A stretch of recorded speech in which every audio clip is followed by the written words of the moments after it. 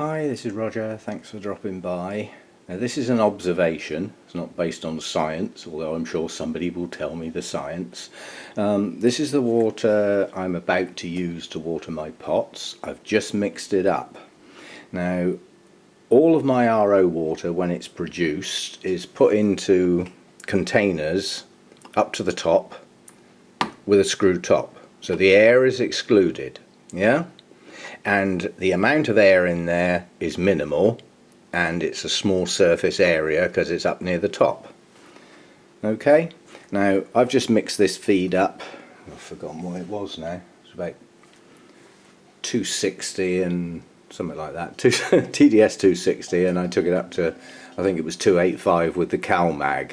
And the reading on that for the pH is 6.5. I did measure it, but I don't need to, because I repeat the process. I know what pH is going to be. Yeah, if you see what I mean, it is actually predictable. So it's a faff that I don't need to do. However, and this is the point,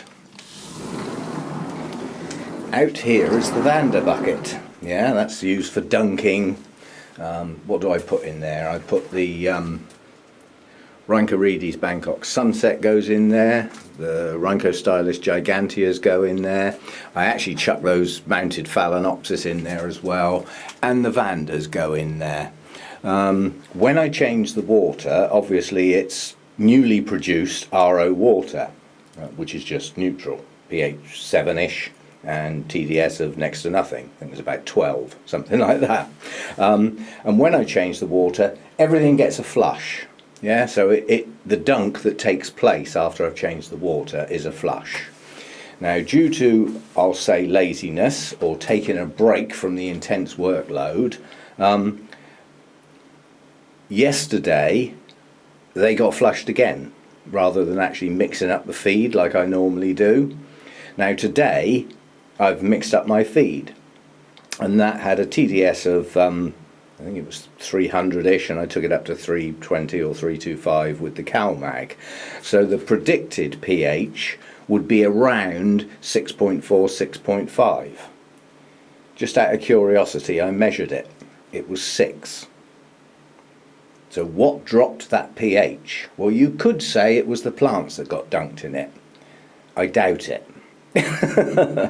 And it suddenly dawned on me that somebody explained to me once that RO water, because it's so neutral, if it's left exposed to the air, which this obviously is, and it has a very large surface area, yeah, it will absorb carbon dioxide from the air. That will lower the pH. So although I can't base that on true science, as an observation, the pH on that water that had been exposed to the air for 2.5 days was quite a drop from where it would have been if it had been fresh. Now that's quite important to me. So what I've done is I've artificially raised the pH back up to 6.5. And after using it for a couple of days, I'm going to check it again to see if it's still dropping. Because in theory, there in theory may be a limit to how much change between the surface of the water and the air takes place. There may be a limit at which point it stops. But I'd like to know that, because I mean sometimes that water goes 10 days before it gets changed. Well, if the pH is continually dropping during that process, although that's not a bad thing, because it would give me my pH swing naturally without having to faff around, it could be dropping too low towards the end. So I will keep my eye on that. So I'm sure somebody will explain the science, but I'm sure I either read it somewhere or someone told me, when you store your RO water, store it in sealed containers to keep the air off of it. And it stops the gaseous exchanges between the surface of the water and the air. Yeah? Sort of makes sense. Anyway, you can all go away and have a think about that, and if you're that way inclined, you can go and look it up somewhere. I don't intend to. All I need to know is the fact that it happened. I'm now aware of it, and I can keep my eye on it and deal with it. It's not a big deal, but it could be. So I'm just going to keep my eye on that. So just some thoughts, and I'll leave it at that. I've got a lot of work to do. I should have watered yesterday and I didn't. I literally took a day out. I just took a day off. Needed a rest basically, so I'm going to try and do my catching up today.